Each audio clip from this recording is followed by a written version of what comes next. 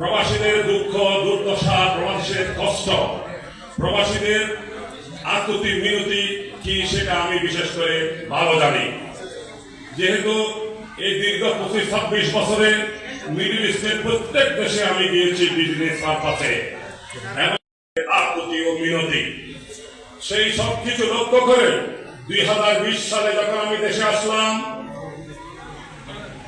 আমি সেই তখন থেকে মনের মধ্যে একটা স্বপ্ন দেখতাম, আমার প্রবাসীদের জন্য কিছু একটা করব। অনেকের কাছ থেকে, বিশেষ করে প্রশাসন থেকে একজন প্রবাসীদেরকে তারা হেয় প্রতিপন্ন চোখে দৃষ্টি চোখে চাই বেশিরভাগ।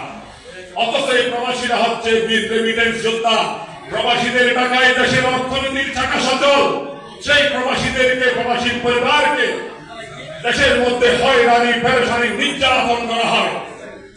সেই প্রবাসীদের পাশে দাঁড়ানোর জন্য, প্রবাসীদের অধিকার আদায় করার জন্য, প্রবাসীদের মনের দুঃখ তুলে ধরার জন্য আমি এই চট্টগ্রাম প্রবাসী ক্লাব মানবতার এই প্রবাসী সংগঠন প্রতিষ্ঠা করেছি।